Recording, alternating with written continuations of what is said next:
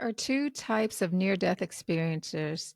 The first want to tell everybody, the second doesn't want to tell anybody. I've been the second, but it feels a little sneaky to have told some people and not my podcast audience. So today I'm going to share what I have learned from dying because it could be that you're probably doing life all wrong.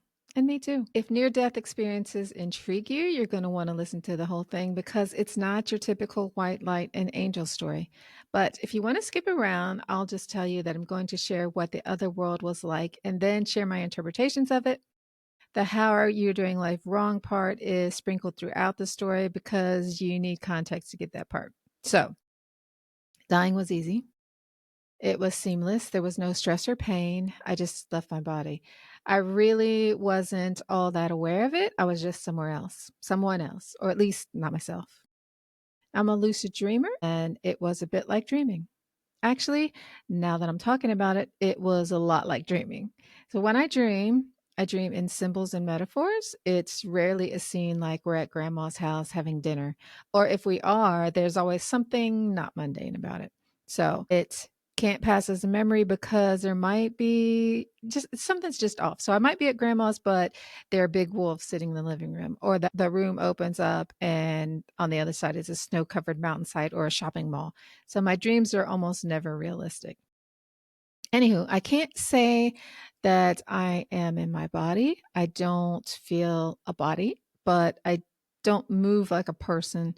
But I have perspective and I am separate from what's going on around me. So I'm aware that we're moving in a figure eight pattern of light. And it's like I'm riding a gentle roller coaster and it's just going up and down and around and around. And it feels like it goes on forever without an end. I'm sort of in it and I'm also observing it. And being both first and third person is also common for me in my dreams, which I found out in a dream class is not very common. So this floating around feeling is comfortable. There is no need to leave. I don't want anything. I'm mentally registering that this is the reincarnation wheel. And I think something like, this is a waste of time. And as soon as I have that thought, I pop out of it. And although I'm not a Christian, I'm now with Jesus at the crucifixion. And at first, I'm standing to the side watching it, and then I'm becoming part of it. So I'm not just Jesus. I am Jesus, but I'm not just Jesus. I'm all of it. So Jesus, the spectators, the Roman soldiers, the dirt, the sky, the breeze, everything. And I understand all of what is happening here and why. It's just big and huge and emotional, and nobody says anything to me. I just know.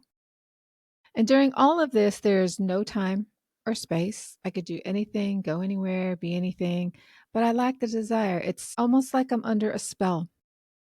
And one of the reasons why I didn't talk about all this when it first happened is because there's no words. It's really ineffable. And to put it into words totally diminishes it. And I'm not sure how I segue out of this scene. Somehow I move to another dimension and it's dark and peaceful. I'm alone, but somehow not alone. And I sense there is a space beyond this place where I am, and it's a choice. I could go there or I could go back. There's no words, there's no people, it's nothing like that. The sense of being, the isness is not like here. But I do have consciousness, I do have a presence, it is separate, and I can't stay here. I know I have to make a choice. And I know that moving beyond this place means physical death and the reunion with all that is. I don't know how I know, I just know. And I know that I'm not in that space now because I'm still separate. And as soon as I have those thoughts, I become aware of my body. My hand is on my thigh and it's cold. The skin's cold, but it's more like I'm cold from the inside out. And it's a cold like I've never felt before. And I don't feel real. I don't feel like a person. I have no attachment to this person, to this body. I'm barely breathing, or maybe I'm not breathing. My body hurts. It hurts to breathe, and it takes so much effort to inflate my lungs. I barely get the air in. And I somehow know that I could stop breathing and I could just go back to where I was. It feels stupid to be in this body. It's so small and so limited. And when I was there, everything was really expansive. But I don't want to be found like this. My brother died suddenly, and this can't happen in my family twice, so I keep breathing. It takes me about 3 days to really come back in my body and kind of sort of feel normal. And I say sort of normal because I don't feel normal. I feel like I left a part of myself there and brought back something different. It feels like a different person, a fused person, something old, something new, something broad, something blue, something like that. And my dogs don't even respond to me the same. They bark at me now, like they don't recognize me until I speak.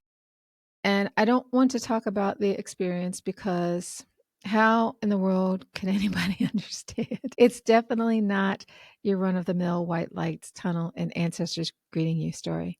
I'm sharing because the last few years have been the season of death. Two dogs have died. My brother died. My friend's husband died. Another friend is dying. Everybody's dying. And if anyone's afraid of dying or their loved ones are worried for their souls, they need to hear my story. So here's what I learned from dying. There's no one objective death experience. I believe everyone who has reported having a near death experience. I believe that lots of people see a tunnel, a white light, loved ones, angels, or beings of light, a life review, and sometimes even God. I believe the people who report dying coming back and yet have no memories or sensations during that dead period. I also believe the people who report floating out of their bodies and being able to see what's going on around their body. Some people who die report hellish experiences. They describe creatures trying to hurt them, falling into an abyss or something unpleasant like being alone in the darkness or sinking in the cold, deep water. I believe them too. I've also heard of people who experience a void after death. While some experience this as pleasant, others find it horrific. It feels scary, lonely, and isolating. So clearly, there isn't one objective experience of death. Perhaps all the experiences are part of the process. After all, the Egyptian Book of the Dead includes spells to protect the deceased from evil spirits and demons. So maybe that's the hellish part. The Egyptian Book of the Dead also says that the deceased experiences judgment.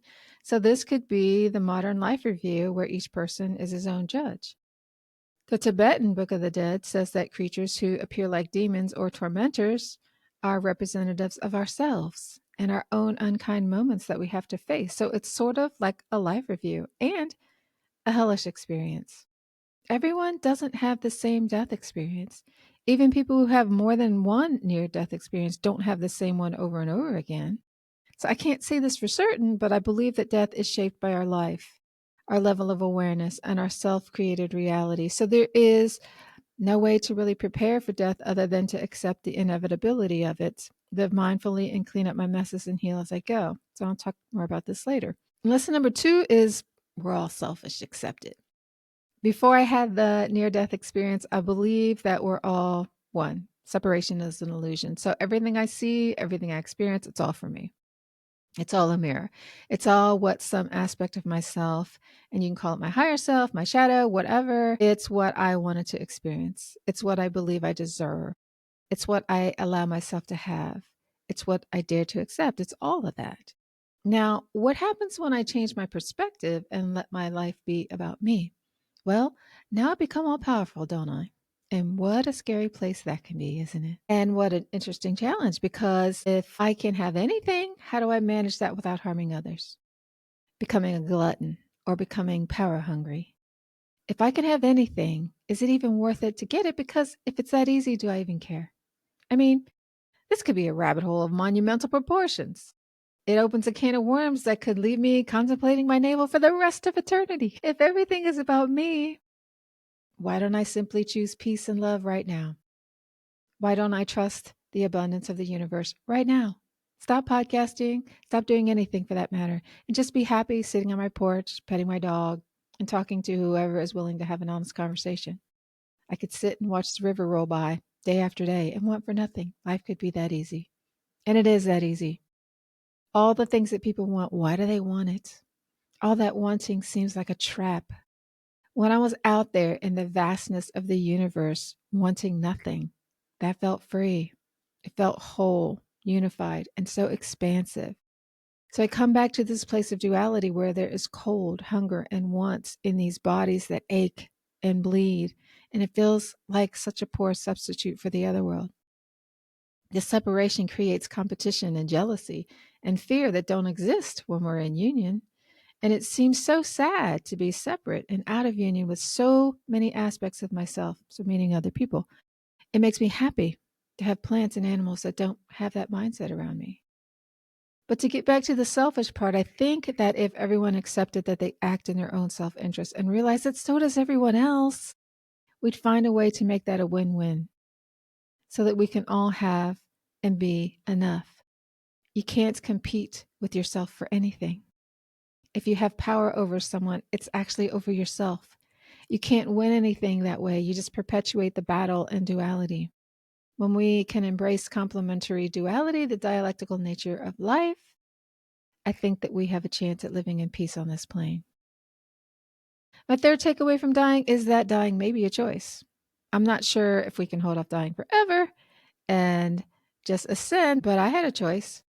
I've read that we have several exit points planned throughout our lives, and we don't have to take the first or second one. I think that fear can keep us alive. My grandmother was really sick at the end of her life, and she kept hanging on and on. She was bedbound for like 4 years and in hospice for 2. She said she was ready to go, but I think fear kept her alive. Dying's hard. It can take a long time for somebody to die. I don't think it has to be hard, but thinking about how your death is going to impact others, having them at your bedside, or thinking about what's on the other side can hinder that letting go process. I think we have some power, and being willing to go makes it easier. You hear stories all the time about how people are sitting by their sick loved one's bedside, and the moment they get up to have a cigarette or go use the bathroom, their person dies. They don't want you there. They don't want you to have to see them go and then you get all emotional. Your emotions are keeping them stuck. You know that, right? It's all energy. And I came back for the same reason. It wasn't for me that I came back. It was perfectly fine for me. It was for my family. Now, this isn't an absolute truth. I know 2 people who attempted suicide who were brought back and were angry when they woke up still alive. So we don't have an absolute choice, but I think we have some choice. Another thing that I learned is that dying is not a get out of jail free card. I hear people saying that dying means that you're out of pain and that we go to a better place. I don't think that's true. I still have my human brain. There may be a point at which my mind transforms into something without human limitations, but I didn't get there. I had my human thought process, and my work in past life regression for the last 30 years says that trauma and emotions stay with us as well. They're part of our human existence and have to be resolved in our human bodies. If I die afraid of water because I drowned, I'm going to carry that with me. If I'm angry at men because I felt oppressed, whether I'm a man or a woman next time, I'm going to carry that with me until I let it go. And that's important because nothing is holding on to us. We're holding on to it. I hear people say that you don't have to forgive to heal, and that's nonsense. The energy of hurt, anger, needing an apology, needing to be seen, needing for someone else to heal you, or whatever you're holding on to gets in the way of wholeness. It's not about who did what to whom. It's not about who is right or what is right. It's about, do I want to limit myself by holding on to this hurt, my sense of injustice, or whatever I'm holding? As long as that energy is there, it's there. That doesn't relieve us of it. It's in our DNA, our energetic makeup, and forgiveness releases it. This is not what I think. This is what I see every day in my work as a trauma therapist and shadow work coach. When someone releases what is stuck in their tissues, they don't care anymore. There's no energy sustaining the hurt or keeping them connected to that person. It's just gone. So dying clean is important. And that ties into my next point. Funeral rituals are important. Ancient cultures didn't spend so much time researching death and dying and writing books of the dead that have lasted thousands of years because they were simply curious. These death rituals see the dead home. We don't have these today. We don't have someone preparing our bodies, praying, keening, or doing all the things that they do to make sure our souls make it back home. In all cultures, not just the ancient Egyptians and Tibetans, all animist cultures before colonization, before monotheism, had funeral rituals to prepare the soul for the journey home. These rituals are for the people who don't live clean and for those who, we're not sure. Did they do the work? We just want to make doubly sure that they get to where they're going. And this is for their benefit, but it's also for ours because we don't want them lingering around as hungry ghosts. And we don't want them suffering because if they're in our family lineage, we have to carry their stuff. So we have rituals to help the person to release their emotional baggage, separate from their earthly life and identity, and move on. And today, We don't have people who know those rituals, and we don't have people who live clean. So guess what happens? We all die with our baggage and come back with it. Because our kids have us as parents, we pass down our nervous system, our maladaptive coping strategies, fears, prejudices, and unhealthy boundaries, and we call that intergenerational trauma. And the mess just multiplies. When we die clean, we don't have to come back with that junk, and maybe even come back at all, and nobody has to carry our load. But if you have a horrible Uncle Guy who was a drunk and a pedophile and whatever else, you may not like him. But if someone did all the funeral rites for him to cleanse him, he could be released from all of that. And then it doesn't have to impact your family anymore. That might sound really crazy or even impossible. I'm not asking you to believe it, just to entertain it. And if it resonates with you, maybe look at your own life and funerals differently. It's wonderful when the unhealed energy of the dead can end when their life ends. A funeral where the soul is cleansed has that power. Another one of my insights from dying is that when I ask better questions of myself, I get better answers. I've always been aware of this, but it really became obvious when I was in a space of such expansiveness and I was so incredibly not inquisitive. It's this way in lucid dreaming as well. I could go anywhere, I could do anything, I could have anything, and I don't create it. I don't get it. I'm positively passive. Everything's available here and there. We just have to ask questions. We have to be willing to receive answers. We have to ask for what we want. And I imagine that most of us don't. We don't believe it's that easy. We don't think we deserve it. We think that nobody cares or will hear us. Maybe we don't want to be let down, or maybe we don't believe we have such power. I don't know. It's a mystery. Whenever I had a wish, a thought, my surroundings responded. And I did this for a period with lucid dreams as well. I got bored with it and then I stopped because there was no challenge. I was only limited by my imagination. Now, maybe my near death experience began with me seeing the wheel of life because I believe in the wheel of life, but I wasn't expecting to see Jesus at all. That did not come from me. So I think that we're co creators, not the ultimate creator, but what we think, believe, all of that matters. What is only limited by what we believe. And I am not talking about what we think we believe or what we want to believe, but what we actually believe. We all have stuff in shadow that's ruling the show. And that leads me to my next revelation. So let me put this out there now. We all have masks. No surprise, right? You know that, right? So my life has been a process of removing one mask only to find another mask.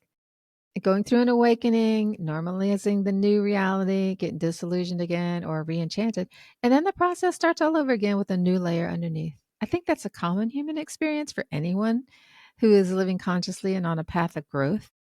So naturally, if our mask is grotesque and dark, what we create is a reflection of that, but it doesn't always have to be.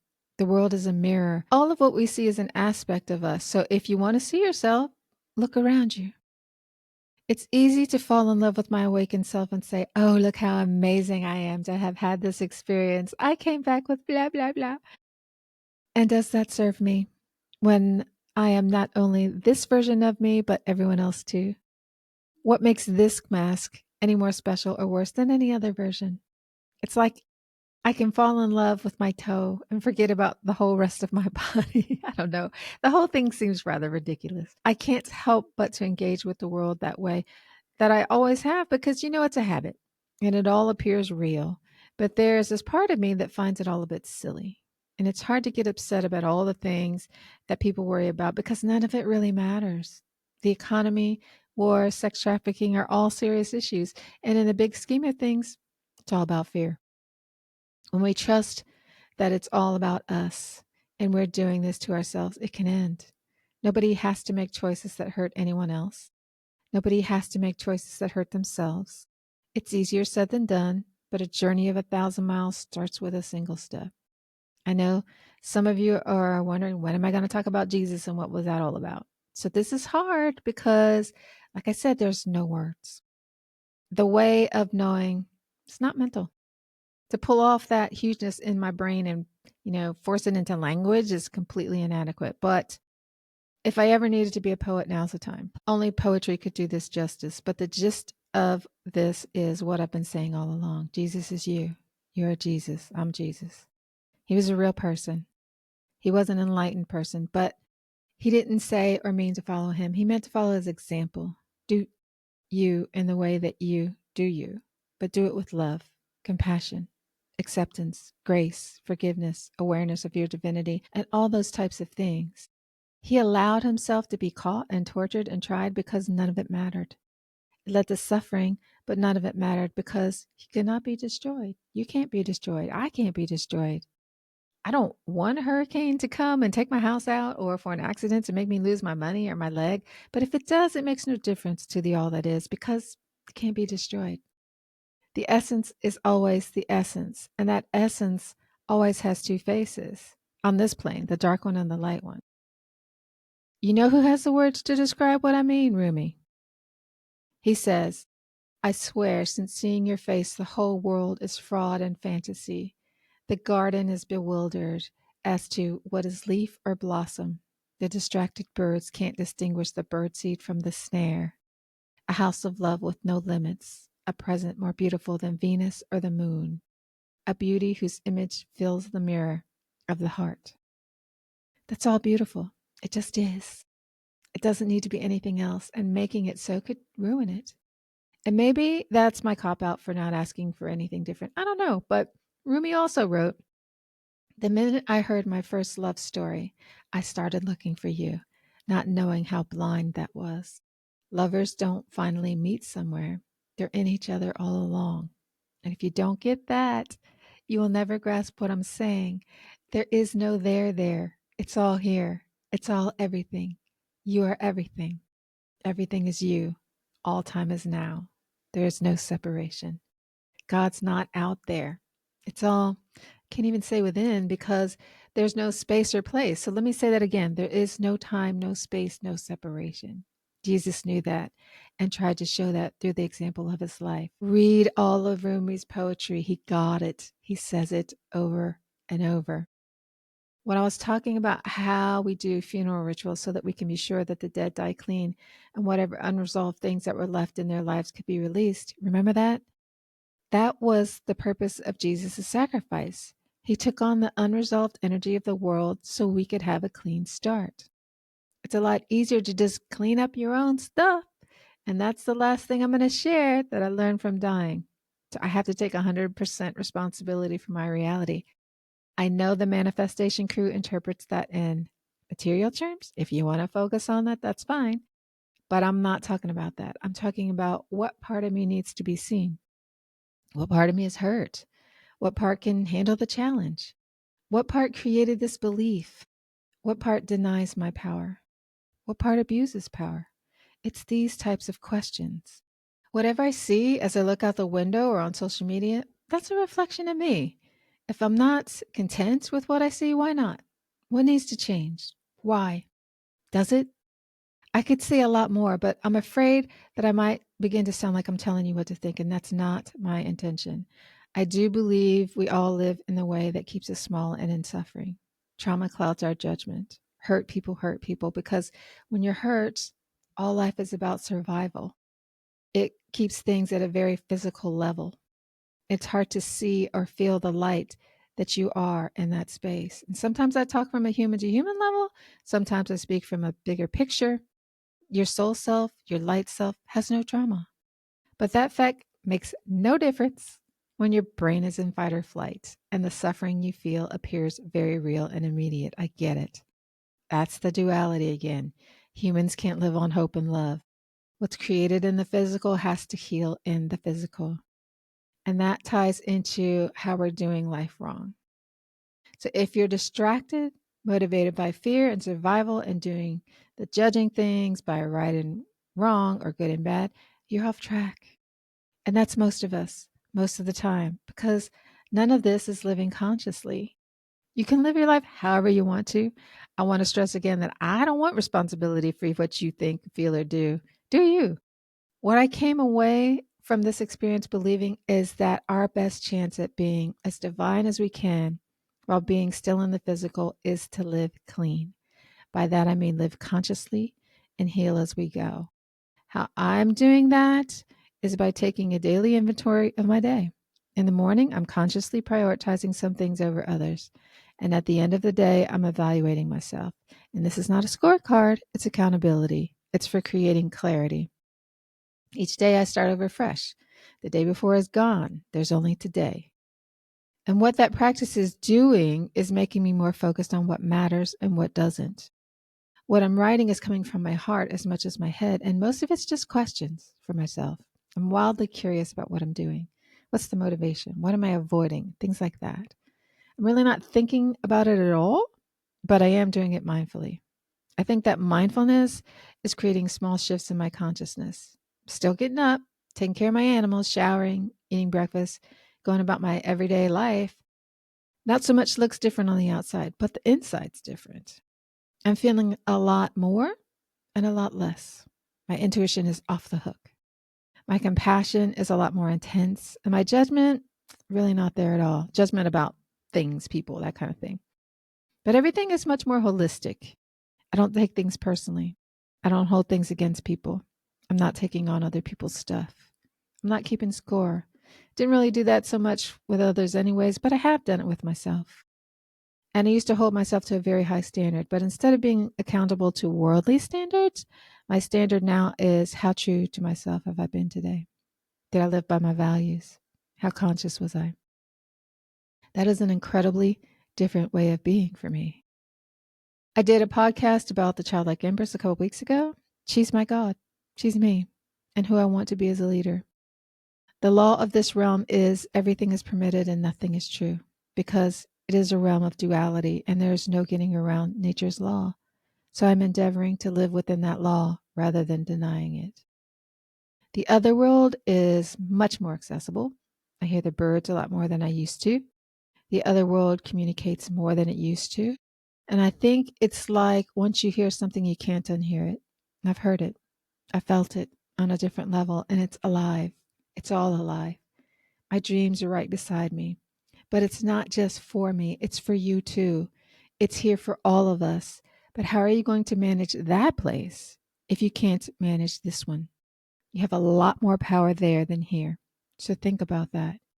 You can be anything. You can do anything. Your limitations are not real. And yet it's still true that what you create has to have balance. You can't take without giving. You can't hurt without healing. You are the king of your kingdom. And what type of ruler do you want to be?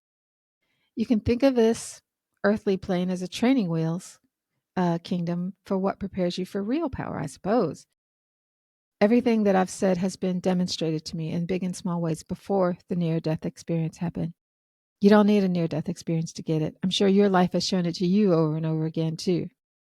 The stones of West Kennet Longbarrow talked to me and told me that there was no time or space. I got it.